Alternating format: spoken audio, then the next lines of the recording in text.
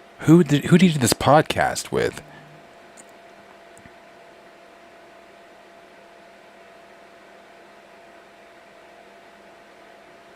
Huh.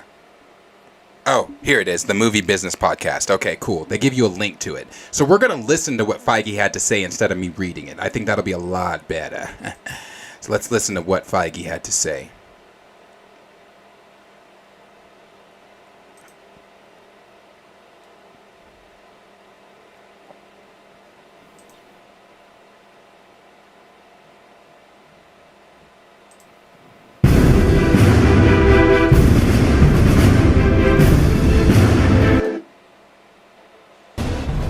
Welcome to the Movie Business Podcast, picking up where Movie Business Book left off.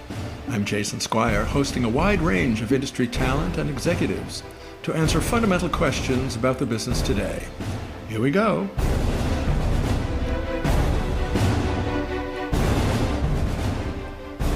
And today we cover the secrets of Marvel Studios with Kevin Feige, president of Marvel Studios and producer of every Marvel movie since Iron Man in 2008.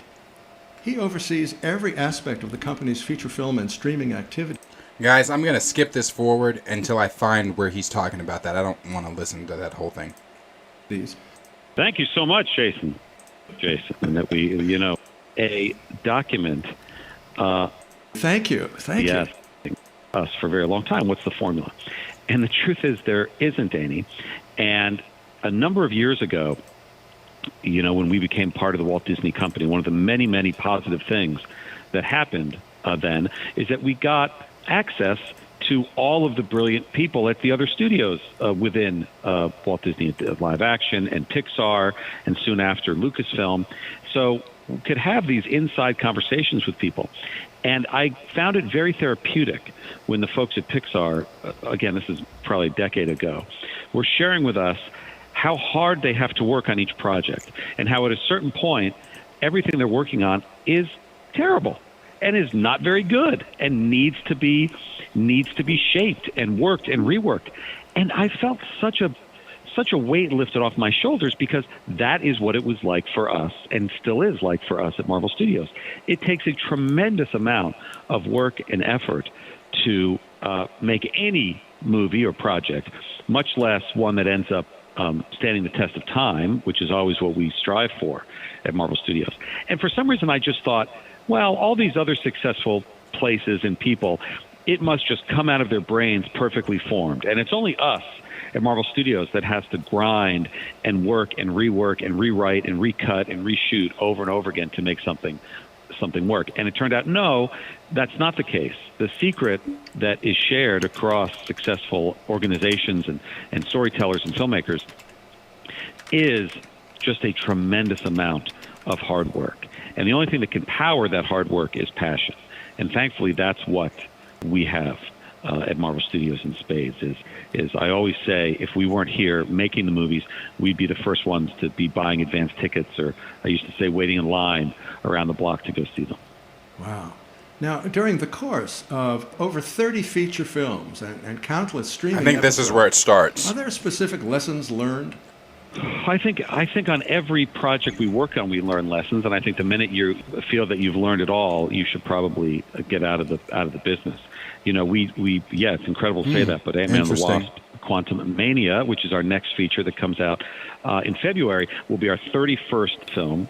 We've now completed over 10 series for Disney Plus. And the fun thing about starting to do ongoing narrative long-form series was it was a whole new learning curve.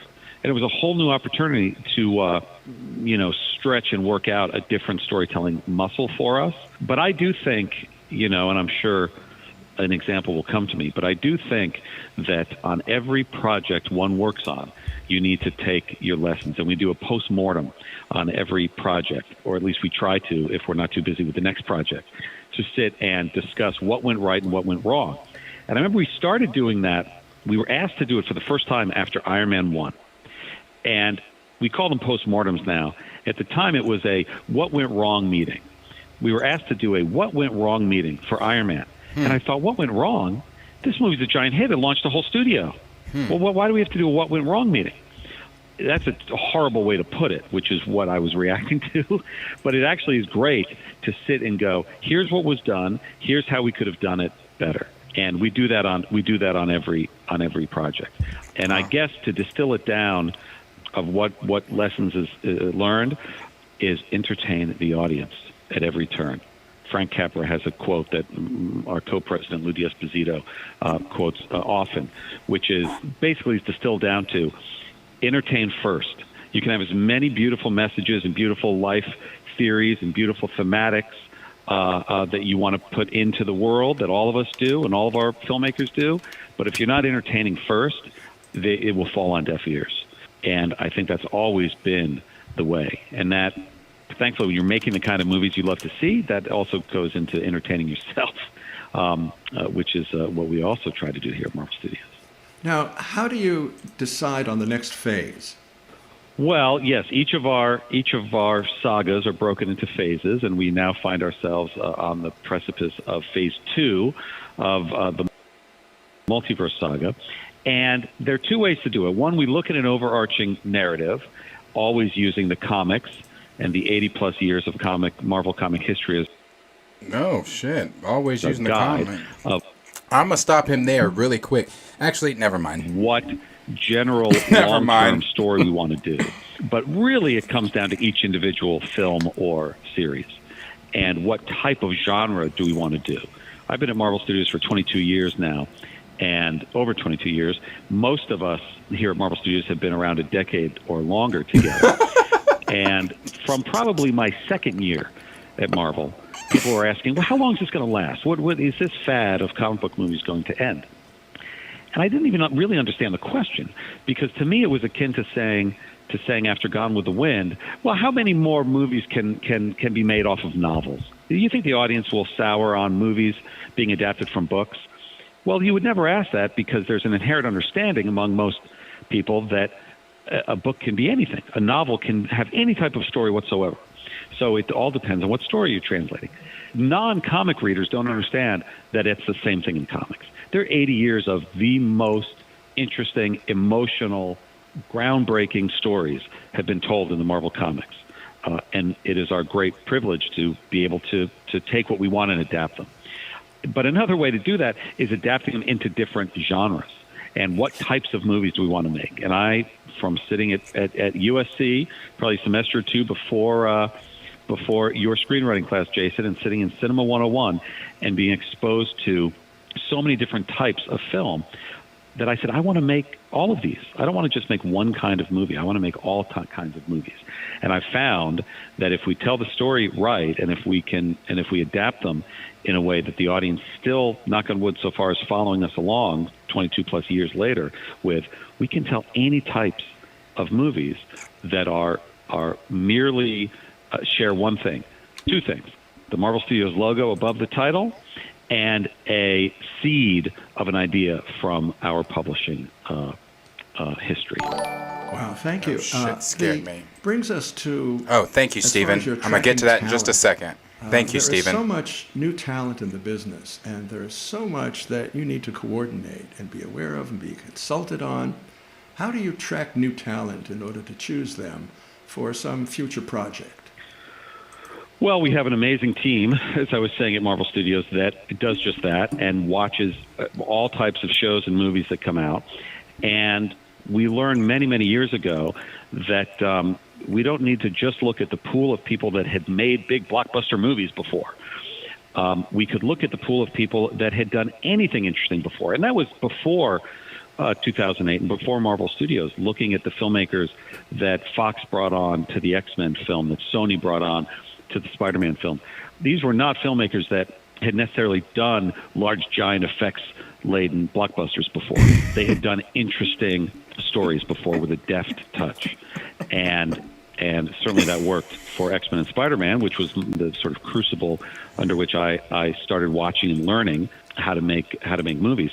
So when we started doing it ourselves, as you say, in 2005 or 6, and Jon Favreau coming on board to Iron Man. Jon Favreau had done Elf at that point. That is now a Christmas classic. It was in its early days of that. But it was, you watch that film, Okay, I'm going to take it back right here, and this is where we're going to talk. End. And I didn't even really understand the question, because to me it was akin to saying after Gone with the Wind and individual film or series, and what type of genre do we want to do. I've been at Marvel Studios for 22 years now, and over 22 years, most of us here at Marvel Studios have been around a decade or longer together. And from probably my second year at Marvel, people were asking, well, how long is this going to last? What is this fad of comic book movies going to end? And I didn't even really understand the question, because to me it was akin to saying after Gone with the Wind, well, how many more movies can be made off of novels? Do you think the audience will sour on movies being adapted from books? Well, you would never ask that, because there's an inherent understanding among most people that a book can be anything. A novel can have any type of story whatsoever. So it all depends on what story you're translating. Non-comic readers don't understand that it's the same thing in comics. There are 80 years of the most interesting, emotional, groundbreaking stories have been told in the Marvel Comics. And it is our great privilege to be able to take what we want and adapt them. But another way to do that is adapting them into different genres.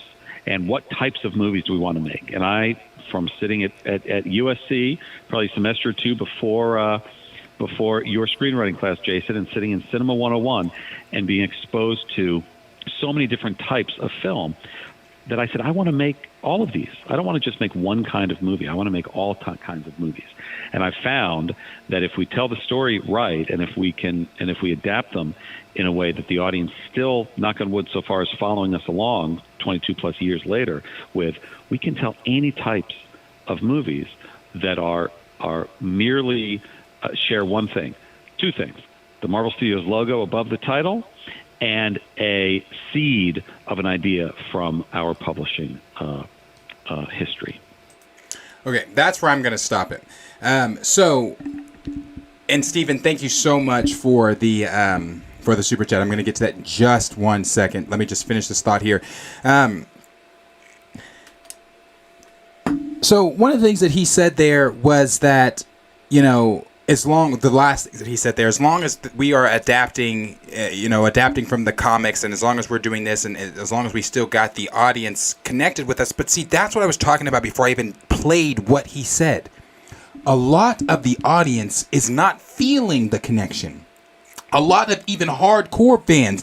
I mean, you guys in my chat, you guys that are in the chat daily have even said it. As far as like, I'm not watching Agatha, or I'm not watching Vision Quest, or why am I like I think we even had someone yesterday say that they're not going to watch until Kang Dynasty and Secret Wars. So they're just going to skip Phase 5 altogether. And again, that is where a lot of not just hardcore fans, but a lot of the casual viewers are coming from too. They're at the point where they're like, bro, you've lost me. You've lost interest. You've lost my interest because you've done X, Y, and Z, or you've done this, or you've done that. And to put what Steven said quality franchises based on video games are what's on the horizon. The Last of Us HBO Max show being a hit is just the start. I agree.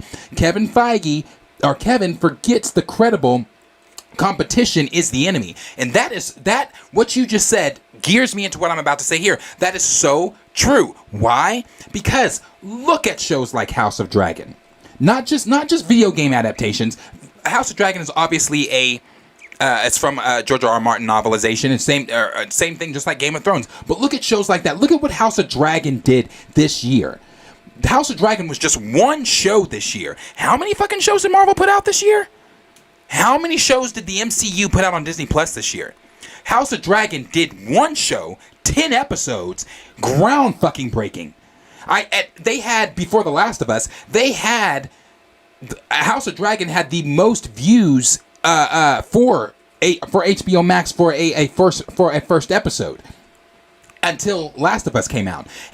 But again, you look at even that. Look at House of Dragon. Look at Last of Us. Shows like that, adaptations like that. That's what, like Steven's saying, that's what's on the horizon. If you can't continue to give us the formula or give fans the formula that was Infinity War. I get it's a different phase. I get it's different characters. I get it's a different big bad. I understand that certain things are going to evolve. But with that evolvement needs to come your ear to the ground, listening to what fans want, listening to what we are saying. We have been saying over and over and over again, Phase 4 was lackluster. Again, your mileage may vary. A lot of people have been saying, though, Phase 4 was this, Phase 4 was that. Kevin Feige saying, as long as we're adapting the comics, that's why even when I read what Loveness said, I was like, adapting the comics? What do you mean? Because, let's put it this way. I didn't want to talk recast, but I'll put this in there. Feige saying they want to adapt the comics and they want to make sure that they can keep people on board as long as they've had people on board for 22 years or 22 plus years or whatever, how long he's been in it. Plus the 12 years that the Marvel Cinematic Universe has been alive. You lost a huge portion of your fan base that's going to continue to grow. Those numbers are going to continue to grow. Trust me on that. They will. You lost a huge portion of your fan base when you selfishly decided to get rid of King T'Challa and take the franchise's main character out of the Black Panther franchise. A franchise that could have been extremely... No. I'm not going to talk like that. A franchise that would have been extremely successful for the Marvel Cinematic Universe. So when you're talking about ways to keep fans engaged, ways to keep fans, wanting to come back and seeing more, you need to put your ear to the ground. You want fans back? Do what fans are wanting. You want your because as far as me as a Black Panther fan, as far as me paying for anything that the Marvel Cinematic Universe does within the Black Panther franchise, you've lost me. You've lost me. Because you refuse to put King T'Challa back on his throne. And I'm not talking about the child. I'm not talking about TJ. I'm talking about the T'Challa, the Black Panther. So when you look at some of these things that are going on with Marvel and the MCU, and Kevin Feige's statement saying some of the things he's saying, a lot of fans aren't here for it. We're not in the same spot we were in 2018. We're not in the same spots we were in when beginning Phase 4. We are at the end of... We're ended Phase 4, about to start Phase 5. And a lot of people have said the same things as well with Quantumania. I've seen people saying if Quantumania doesn't hit, if it doesn't have that lightning in a bottle feel that the Infinity Saga had, a lot of people are saying that they failed already if it doesn't do that. And again, when Feige is saying some of the things he's saying in the podcast, it's like, I don't think people are going to get sick of superhero content, but people are definitely going to get sick of it if you continue to do it the way that the Marvel Cinematic Universe is currently doing it. When you continue to not look to source material, because I know that they're saying that they look at source material and things like that, but for someone who has read comics, Marvel comics, I don't see it. I can see the adaptations and things that they're wanting to do, but I feel like they look at the source material, but then they say, but how can we take that and just do it completely, and I do mean completely different. That's the vein. That's the way that it seems that Marvel has been going with things lately. And again, it just doesn't feel as if this is really what they need to be doing. Again, like I said, they say they're doing adaptations. I don't really see them, bro. I see, again, like when when Loveness was talking about Modok, I see that, the likeness and what he looks like, I see that, but what is Modok doing in the MCU? Like, is he gonna eventually start AIM? Like, is AIM gonna be under Modok? Are we gonna see that? Like, what are we gonna, again, the Black Panther franchise, that's the one I'm gonna keep going to. If you give a damn about keeping audiences engaged, You want audience members that you may have lost or audience members that haven't watched since Endgame to come back and start seeing some of these things again.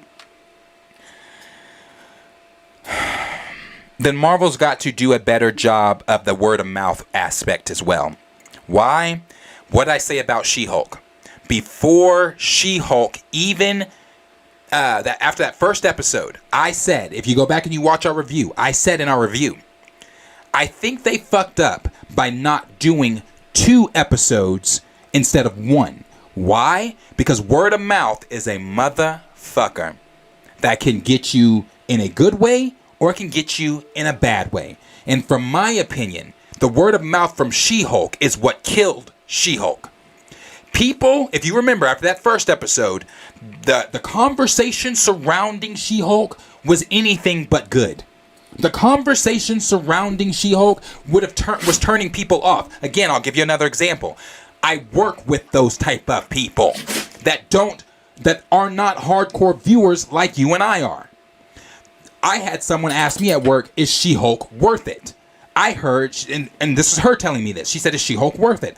I really enjoy female superheroes, but I've heard a lot of bad things about that first episode. Should I watch it? Should I invest my time? I told her, because this was when I was still defending She-Hulk, I said, honestly, I didn't dislike the first episode. There were things I disliked about it, but I didn't dislike the first episode. I said, I would say if you like female superheroes, this would probably be one of the ones that you might want to attach yourself to. Boy, I should have told her to go watch Paint Fucking Dry instead of wasting her 9 weeks and watching this episode. Because after she saw it, because she watched the show, she didn't enjoy it. She didn't like it. She said, what was with all of that stuff at the end? Like, why did they do that? Like, asking me the questions, and I'm like, sis, I'm not in the writer's room. I don't know why the fuck they did that.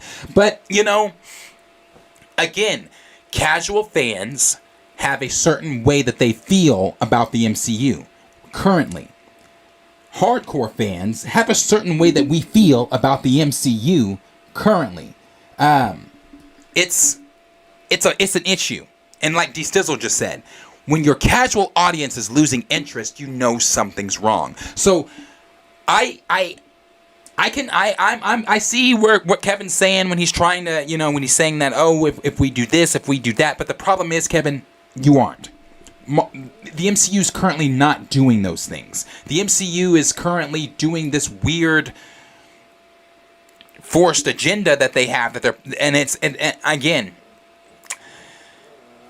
you should have stuck with what you were originally doing in the Infinity Saga. I get it's a new saga. I get things that got to be different. I get things are going to be, shifted and whatever. But at the same time, you're losing fans. You're losing viewers. So they can say they don't think that audiences will ever get tired of superhero films. And again, I'll agree with that. But again, as I stated at the beginning, I disagree when you have casual fans not watching. I disagree when you have fans that aren't willing to pay money to go see your projects or something that you've put out because of how they felt the last project that they paid for. Fans not people canceling their Disney Plus subscriptions like I'll resubscribe when something good is put out. That's a problem. That's a problem. But again, your mileage may vary and the question is for you.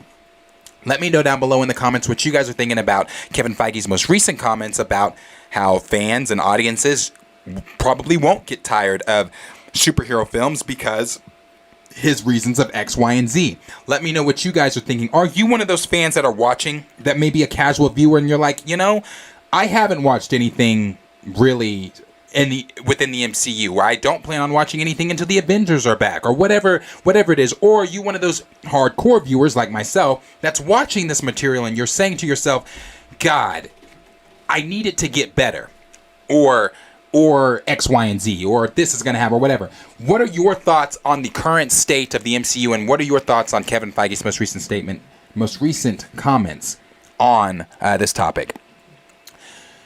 So we'll look and see what you guys are saying here in the chat. And this is a conversation we've had a lot, so I know you guys have some things to say. Hold on. I think he has to go to the bathroom. Okay, hold on. I'll get through this and I'll get him out. Okay. Let's start here with Dog God Productions that said the fatigue is coming from bad writers and cheap talent in general. Disney is scaring off a lot of good talent. It's why the Russos aren't back for Secret Wars, among many others. Right? Kenny said, asking when or if a fad will end is a fair question. Saying a fad will never end is not a fair statement. I'd agree with that, bro. I agreed completely. D Stizzle said, I think Gone with the Wind is the wrong comparison. Well, there was a lot of things that he was saying there that I just was kind of like, Kevin, I don't know if you thought that one through when you said it.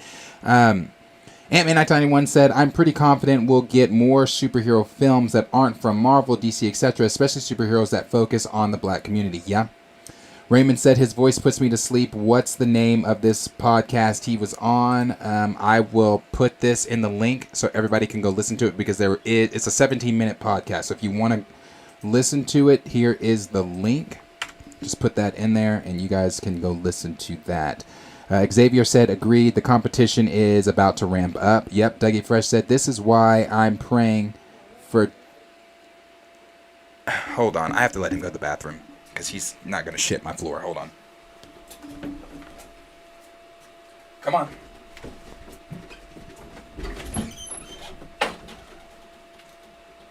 You got a potty?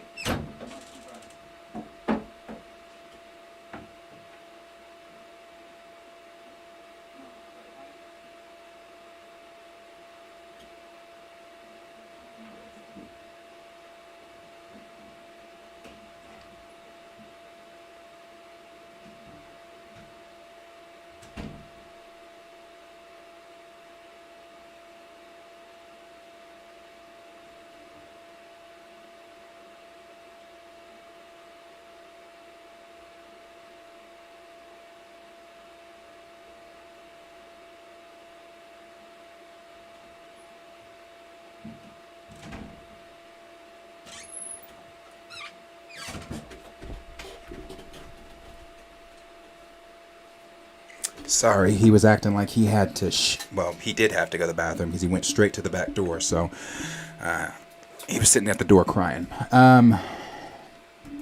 Dougie Fresh said, this is why I'm praying for DC's success. Marvel needs competition, for sure. Hungry Almighty said, competition makes every company. If there's no competition, then you get complacent. It is time for DC to shine and show Marvel. Yes, I agree. Xavier said, they will have to step their game up to compete for our attention. Competition breeds innovation. That's true too. JB Easy said, killing off people's favorite characters after one movie is a good way to lose your audience. Yeah, i.e. T'Challa. Yeah. D Sizzle said, I feel long story-driven video games are more entertaining than today's Hollywood films. That's why I'm really excited to see what Amazon's... Well, it is Amazon, so we'll see what Amazon's God of War adaptation, live-action adaptation will look like. I can't wait to hear some more news about it. I know something recently came out, maybe about a month ago. We didn't cover it just because I didn't feel like it was enough news to really go deep in on something. So when something else comes out about God of War, definitely we'll be talking about it. D Stizzle said, in video games do a better job with representation over Hollyweird. Professor the Film Fan said, it's great to be with this community on my birthday. Happy birthday, Professor the Film Fan. Can we get some birthday shout outs to Professor the Film Fan in the chat? Can we get some cake emojis, some of the little streamers? Give him a happy birthday. Send him all the love for his birthday. Happy birthday, Professor the Film Fan. We appreciate you spending time with us in this community on your birthday. Skillmonger said, I'm ready for Netflix to put out material from the Valiant universe they acquired. Official EMG said the MCU should have worked on retaining old fans while doing small expansions to newer audiences. The MCU after Endgame is never going to be accessible because it's too much content now. Over 30 movies now. Yeah, like he said, Quantumania will be 31. And that's the conversation that a lot of people have. They say it's daunting. They say it's like, I don't want to watch all that to watch this. You know what I'm saying? Stephen Dunn said, the first Black Panther film was the last MCU film I saw in theaters. Wow. Which I almost walked out on. Then we've got Jeezy that said, and T'Challa's just one example. Yeah, T'Challa's just one example. That's just the example I'm going with. But yeah, that's just one example. Let's see. Raymond said, also, most of these films are basically the same. And he also said, I don't see the adaptation either, Darius. Yeah, I don't see it. They keep saying, yeah, comics, but where are the comics? Because I haven't seen it. D. Sizzle said, yep, a fresh new take. Skillmonger said, they Frankenstein their story adaptations. They do. That's a good way to put it. J. Rob said the MCU peaked with Winter Soldier and Black Panther scenes in Civil War. They should have given the Russos whatever they wanted to stay, and I agree with that. Now, here's what I'll say about the Russos, because I remember I saw somebody else say that too, something else about the Russos. The Russos have come out and said that they don't see themselves coming back to Marvel at least for another decade just because of all the work that they're currently working on. But however, the Russos have also stated in many interviews, and I keep saying I'm going to put this on the list for us to talk about, and I think we're going to talk about it Thursday.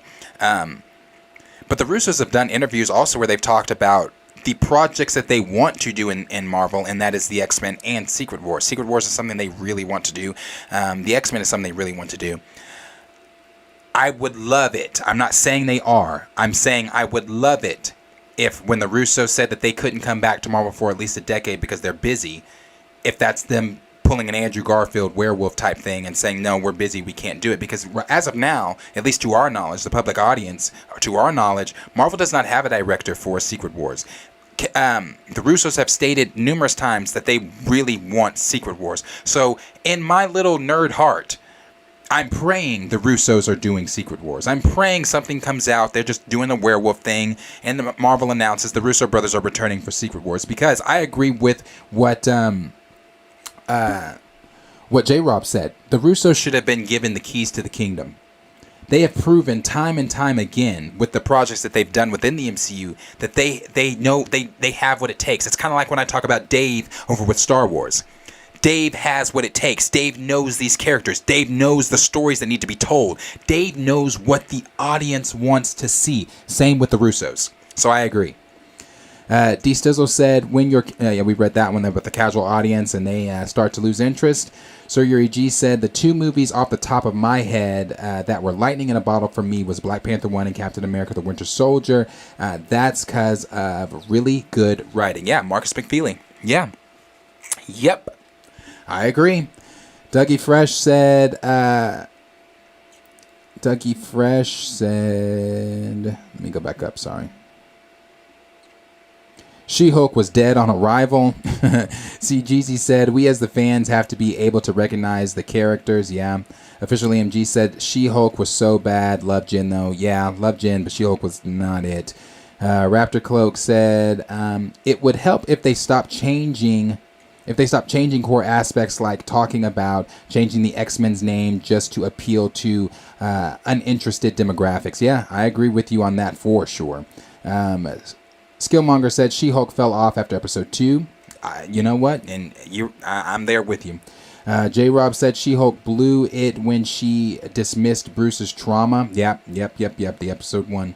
Sir UG said anything that comes close to me was Endgame and maybe Guardians of the Galaxy 1. Marvel needs to hopefully get back to really good writing like that and tie in good adaptations into their storyline. I agree.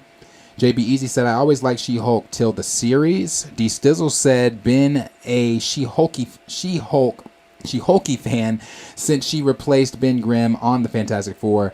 Show was hot trash on a green platter. That's so true, though. The show was trash. Josh said, I'm late, but if MCU did CGI like DC from the extended cuts, the MCU movies would look beautifully stunning. Then we've got Skillmonger that said Ant-Man in the final is the final litmus test for me. That's a lot of people seem to think that too. A lot of people seem to be on that same wavelength that if Quantumania does not hit, that they are effectively done until the Avengers, until Kang Dynasty. Nathan said they're not trying. I'd agree. Steven said, I only have a Disney Plus subscription for a few select Star Wars shows. Exactly. I just re-upped my subscription due to Bad Batch. That's the only reason. And Phase 1 MCU films. However, I might cancel and just renew when the new season of Andor comes out.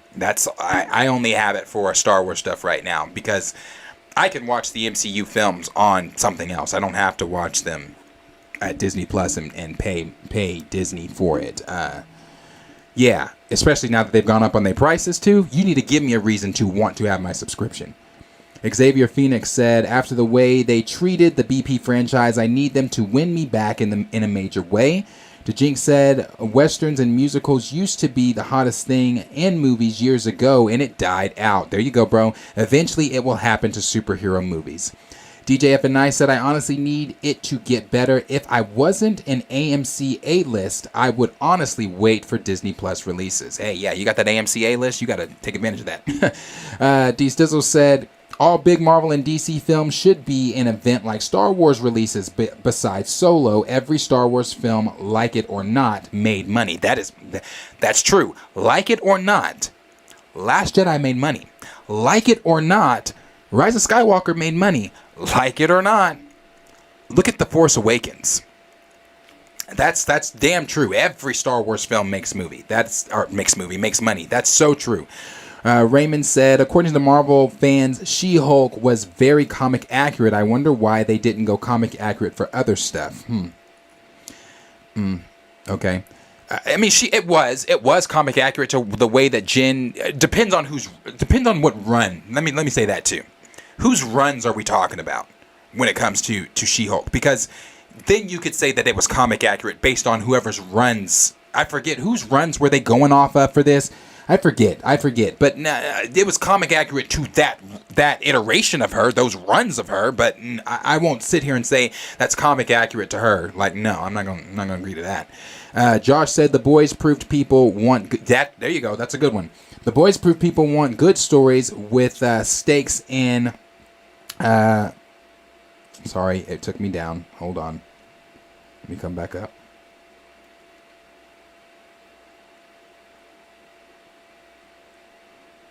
Okay. The boys proved that people want good stories with stakes and majority or whatever. That's it. Doesn't get old or repetitive. The boys did prove that you don't have to be a part of Marvel or not just the boys. Invincible proved it too. You don't have to be a part of Marvel. You don't have to be a part of DC to make good superhero content as long as it's good. That's simply it. That's what it comes down to for everything. Stephen Dunn said DCU is a zombie at this point. To be honest, with the apparent initial success of HBO Max's The Last of Us, I'm more enthused with upcoming franchises based on video games. That's why I said I can't wait to see that God of War stuff. Cornelius said, yes, The Boys is what I wish certain genres in the MCU could mirror. Everybody's sending Professor Film Fan the happy birthdays. Official MG said, as a film fan, first, I just want great movies and content to watch. Like, just make it good. I'll watch whatever as long as it's made well and a good story. That's true too. Mind of Inception said Russos carry that error. Dougie Fresh said, I'm not as high on the Russos as others. I'm not jazzed about them being on Secret Wars. I really do like the Russos. I think the Russos are great. I think some of the stuff that they've done within the MCU, not some of the stuff, everything they've done within the MCU, I think does really stand out. Skillmonger said, the Russo brothers will probably be back for X-Men. Yeah, JB Easy said, Russo set a tone that should have been followed. Yep. Phoenix said, I pray that Russo bros return as well. The news would get me excited, and it would definitely get, I think, a lot of fans pretty excited about it. Mr. Park said, Winter Soldier top 3 MCU film. Oh, yeah. Oh, yes, easily. Dougie Fresh said, they did their thing with the Captain America, but if you don't know how to handle Hulk, okay, I'll give you that. What are you going to do with these other powered characters? That I'll give you that, Dougie Fresh, for sure, because the Russo brothers are the reason why we have Smart Hulk. They said they gave us Smart Hulk just because they simply didn't know what to do with him in Endgame because he was too powerful. So I agree. I'll give you that. D Sizzle said chasing current social media trends is also the problem with today's studios. That's a problem. You know, I saw a meme of Velma Betty and Wilma from the Flintstones and what they would look like in 2022 if the cartoon was adapted today. They had their skirts hiked all the way like it was accurate, bro. It was accurate to what it was accurate. And that is like, I was having this conversation at work. Like, we were talking about Shrek at work. One of the topics we were talking about at work was Shrek, and I was talking about they can keep Shrek 5, honestly. Like, the reason I say they can keep Shrek 5 is because, do you expect Shrek 5 to be made the same way Shrek 1 and 2 were? Because they won't be. You can't do Shrek today. In today's climate, you cannot do Shrek. Because there are so many jokes in the original first two Shreks that went over a lot of our heads as children, but as you watch it as an adult, it's like, oh shit, that's funny as fuck. Sandlot. You couldn't do Sandlot today. There's so many movies that you could not do today because they would be changed to fit everybody's weirdo fucking agendas, because everybody's sensitive about something, about a joke, about this, about that. Like, look at Turning Red. Turning Red, people flipped about Turning Red just because the mom made a period joke when she was in the bathroom. She said, what'd she say? Is it your red flower? I think that's what she said. Is it your red flower? Indicating a period. Parents lost their fucking minds. Why are they making period jokes in Disney? Why are they doing this? Why are they doing that? Why the fuck did they have a funeral in Disney? I don't know. You let me know. But it's again, you can't do some things like that. It's weird, bro. It's weird. So yeah, I agree. Let's see. Where was I?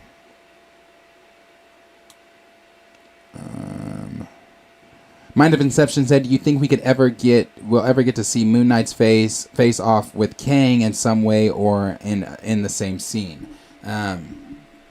Possibly so. I'm still interested in how they adapt Moon Knight in with the rest of everyone. Again, I just don't, like, is Khonshu just gonna be there? Like, while the Avengers are having a meeting, is Khonshu's gonna say, kill them all, this is all stupid. Like what's gonna happen? Like, Sam's giving a briefing and Khonshu doesn't agree with the briefing and he tells Moon Knight, cut his throat, this is not gonna work. Like is Khonshu just chilling? Like because there's that whole panel with Punisher and Moon Knight in the comics where Punisher asked Moon Knight, still praying to your invisible God? And Moon Knight said, yeah, how's your dead family, or something like that. I forget how it goes, but it's like, they know Khonshu's there, but it's like, I don't know. So I really don't know what they do with Moon Knight, because Moon Knight was even rumored to at one point be in New World Order. So was Bucky. Bucky was supposed to be in it, and so was Moon Knight, and they were before New World Order got completely reworked, Moon Knight was in it, and I remember saying, what? Like, he's teaming up with Bucky and Sam? Yeah, so I don't know. I'll have to see.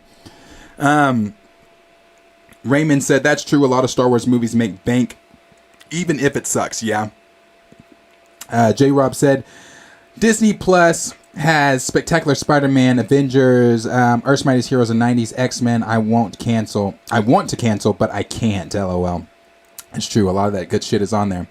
Mr. Park said, I wish Milestone had something coming down the pipeline. Dougie Fresh said, me too. I'm talking to Mr. Park there. And JB Easy agreeing. Omega095 said, DC and Marvel have their own thing. Star Wars have the Bad Batch and all the D+ stuff. But why none of those treatments weren't for sequels? Sequels screwed are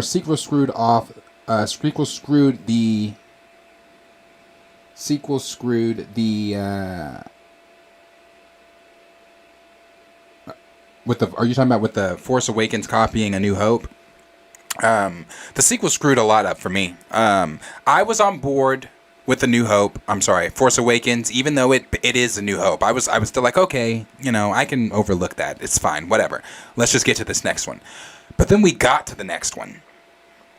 And that is where I checked out. After that, I said, nope. I don't like Star Wars Under the Mouse. I don't like it. But then Rogue One came. And I was like, but this is fucking brilliant. So I don't, it's a hit or miss with them. Let's see. JB Easy said, if they can't get the Russos, the directors of Daredevil and Punisher on Netflix will do. Let's see. We got Mr. Parks that said, Family trying to cancel Aretha Franklin for her song "You Make Me Feel." Can't make this up. What the fuck? What's going on with that? Which about "You Make Me Feel Like a Natural Woman"? That what we're talking about? No, shut the. For what? D Stizzle said SMH mediocre night. Raymond said Moon Knight is another thing they didn't. No, they did not do Moon Knight right at all. No. Steven said I walked out of Force Awakens. I didn't walk out of any of them. I didn't walk out of any of the Star Wars films. But I remember turning to Henry during. Oh God, that scared the shit out of me every time. Thank you, Rise, for the donation there, and I will read that in just 1 second. Oh wait, you're talking about the DM. Did you DM me? It might have went to my request. That might have been why I didn't see it. Let me check here, really quick. Might have went to my request though. It does that. Sometimes it won't. It did. It went to my request. Okay, I see it there. Okay, yeah, I just accepted it, and I will get with you after. But I do see it. Okay. Actually, let me move that. Let me move, yeah. All right, there we go. Okay, yeah, I did get it, bro. It was in the request. It does that sometimes. Like, if you guys ever message me on Instagram, it goes to the request instead of, like, right off bat just coming in, so I don't always see everything. And even then, if you guys send messages on Instagram, like, I even then don't always get, like, I don't get notifications for it unless I'm on the page. I don't always get notifications for it. But yeah. But yeah, I got you, bro. I'll definitely get with you. I didn't walk out of any of them. Any of the Star Warses. I definitely leaned over to Henry during Force Awakens and said, Rise of Skywalker, and said, "What the fuck?" Yeah, man. Yeah. Dougie Fresh said Moon Knight was a kick in the nuts on many levels. Yeah. Omega095 said you're gonna react to some Quad Strike stuff like you said yesterday, right? Yeah, the intro of that I will do. The intro of Quad Strike I will make sure that I do. That 45-second thing that you're talking about there, yeah, for sure. Mr. Parks said it's the Natural Woman's lyric. What the fuck? That's what I mean, bro. That's what I mean when I say this time, this era, it's weird. There's no way you can do some of the shit that we enjoyed growing up. You can't do like there's not like that natural, like, get the fuck at, like, I can't even with that. I don't even have a thought for that. That's wild. That's crazy. Gray said who's zooming who might be next. Wow. JB Easy said what they did to Luke and Finn was criminal. Oh, I mean, unforgivable. Omega Zero said add the Quad Strike trailer too if you want. Who's the girl protagonist. So yeah, I'll do the Quad Strike deal here really quick because I do have to. I do have some things I got to get taken care of. Oh yeah, just so you guys know, I was supposed to go to Tulsa today for work. Didn't go to Tulsa today because of the snowstorm here. So I ended up not being able to make it to Tulsa. None of the shit's gonna. Most of the shit's gonna melt tomorrow because tomorrow's about to be like 50, 40 something degrees, 40, 48, 47. I think like 48, 50 degrees, something like that tomorrow. So all the shit's gonna melt.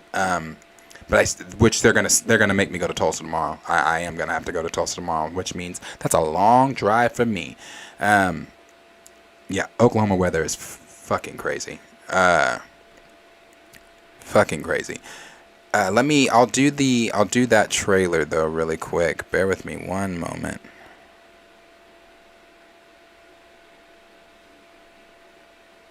Bear with me just one moment. This is gonna mute, but bear with me one moment.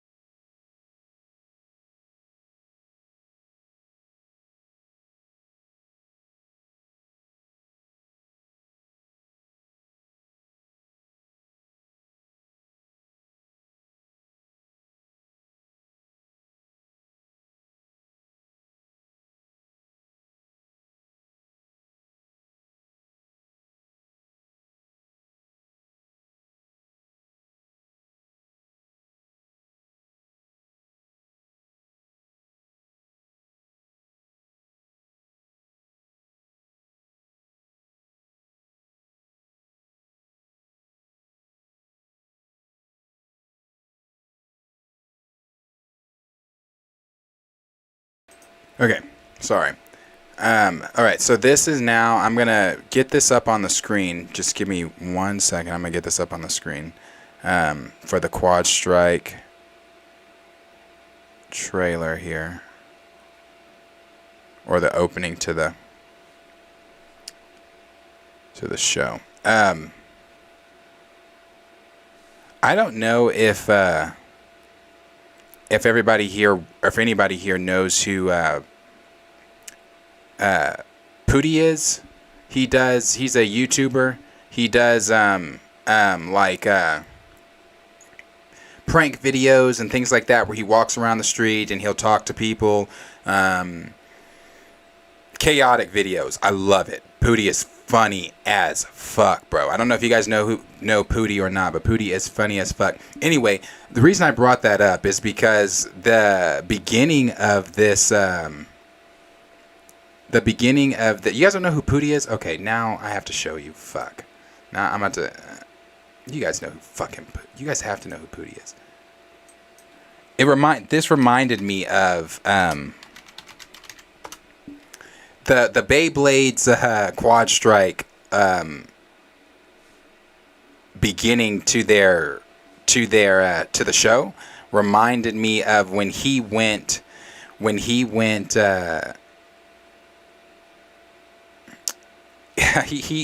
to a anime Comic-Con dressed as emo nigga man. And I'm telling you, bro.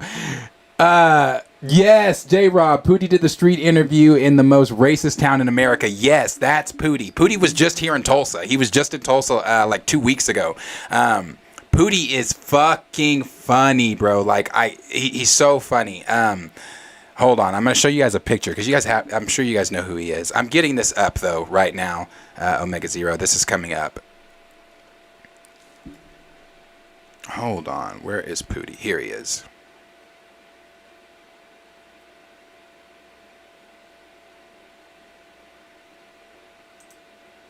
Hold on, sorry. Get a better picture.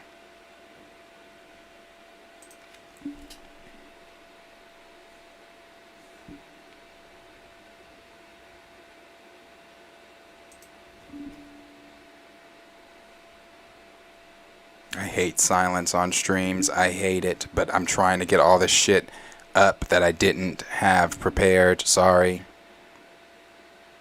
Why am I not, whatever, fuck that.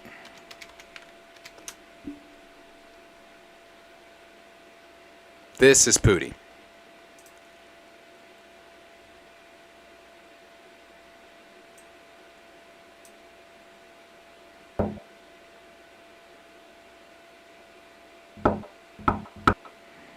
Hold on.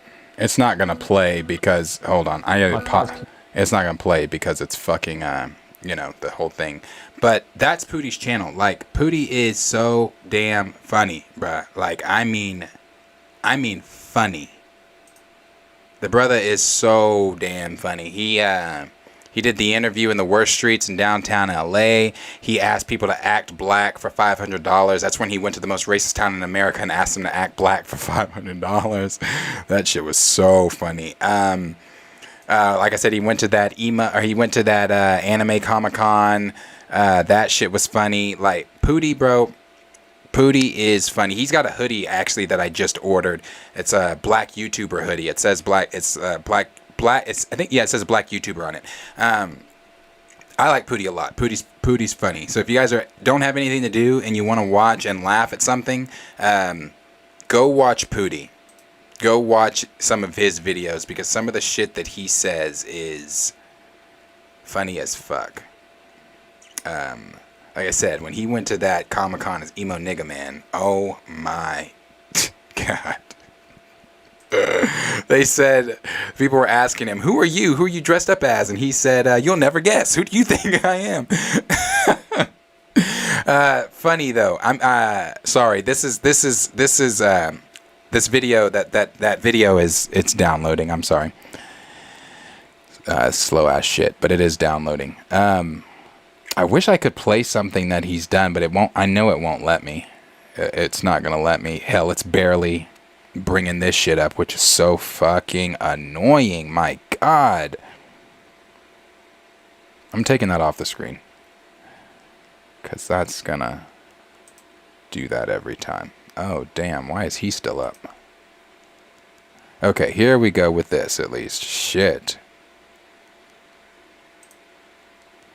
All right, let's do the Quad Strike intro. Again, I'm not familiar with this, so you guys will have to tell me what I'm watching. For those of you that watch anime, again, I'll say it. I will watch the anime, anything anime that you guys want me to watch, but I'm only going to do that in the member streams with you guys so I can watch it with you, so you can explain to me what it is I'm watching, because I'm not sure what this is. I know Beyblades, it's that game, right? The pulley game, right? That's Beyblades. But I'm not familiar with anything else outside of anything like that, so you guys will have to tell me what I'm watching.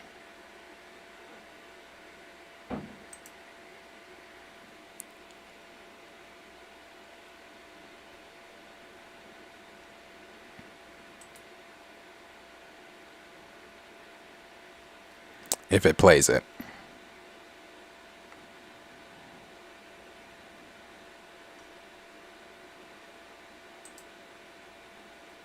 If it plays it.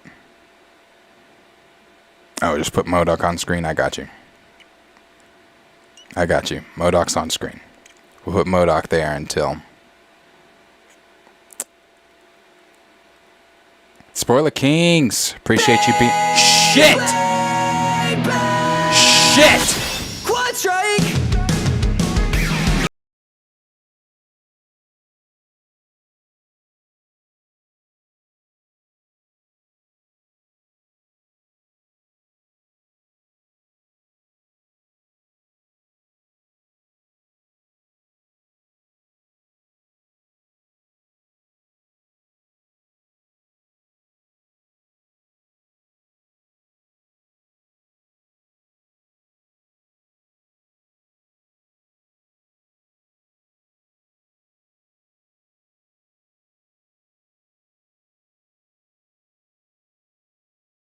That's on point with the same stuff Pootie was doing when he did the anime. That's what that song reminds me of the song he had playing over it.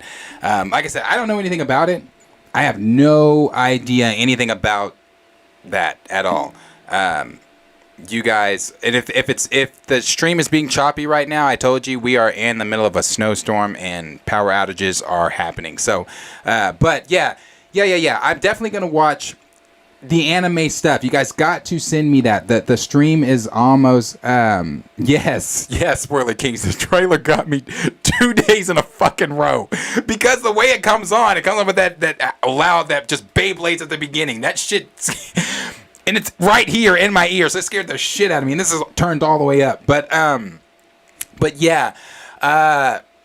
All the anime stuff, guys, get it to me. I'm going to watch it. But I'm doing it with you guys. I'm going to do it with you in the member stream so you can tell me what it is I'm watching. Because I couldn't tell you anything about Beyblades Burst Quad Strike. Like, I have no idea what I'm watching.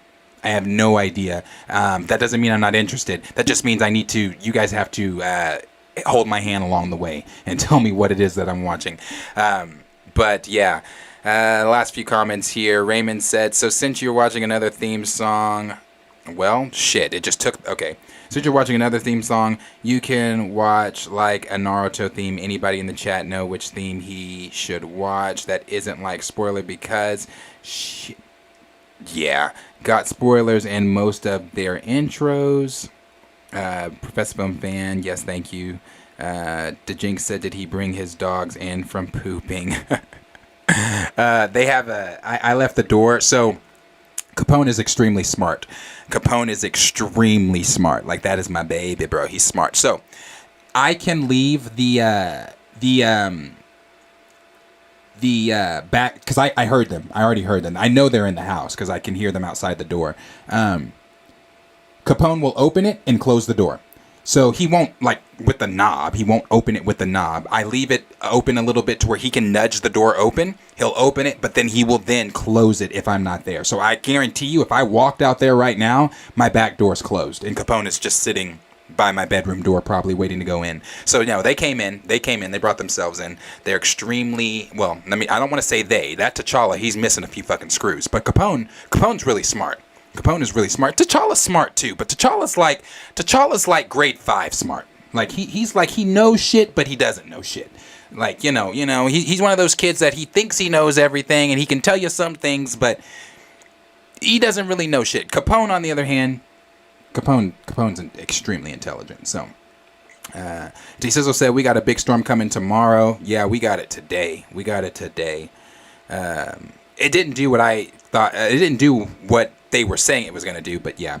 Omega Zero said, okay, let me make this easy. The seasons have a lot of protagonist changes. The Quad Strike is the latest in the final season for the Burst, but it's not airing in Japan, but on the West. When it does air, let me know. Hopefully it starts airing by the time we do the member streams and things like that, because damn, why does that keep, okay. My stream is fucking up. I know if it's fucking up on my end, is it fucking up on y'all's end too? But it keeps doing it. Anyway, yeah, guys, I'm sorry. The stream is doing what it's doing. YouTube's sending me these notifications saying it's not receiving enough whatever the fuck, I guess, for it to be working. So it's not receiving whatever it needs for me to be streaming properly. So, with all that being said, Omega Zero, I'm definitely checking that out with you and everyone else. Checking out everything else that everybody's want me to check out as well. But today's stream, I'm pulling to a close. Thank you all for being here. Thank you for all the laughs. Thank you for all the time hung out. Thank you for all the kind words. Thank you for the super chats from Steven and from Rise. Thank you guys so much, so much for all the love and support. I'm sorry, not tomorrow. Remember, Wednesdays are going to be for me to watch shows I need to catch up on so that I can be ready for the discussions for them on Thursdays with others. So remember, Wednesdays, I will no longer be streaming, but Thursday, I will be back for the hour stream. I will stream for an hour. Then after that hour, I'm going to hop on a Star Wars stream with other content creators and talk the latest episode of Bad Batch with them. So remember that. But remember, I'm here. Yeah, I know it's choppy. I bet you. I know it's choppy because it's telling me it is. So I'm not going to make y'all sit through all this choppiness, but I will see y'all in the next stream, which is going to be on Thursday. So all of you guys, thank you so much. Like, subscribe, share this video with your friends, and I will see all of you guys in a less choppy video on Thursday. Even my OBS is being choppy right now, so I apologize. So, you guys take care. Much love. Be safe. I love you all from the bottom of my heart. I mean that. You guys know that. And I will see you all in the next video. Be safe. Take care. Peace out, guys. It was a fun one. Bye.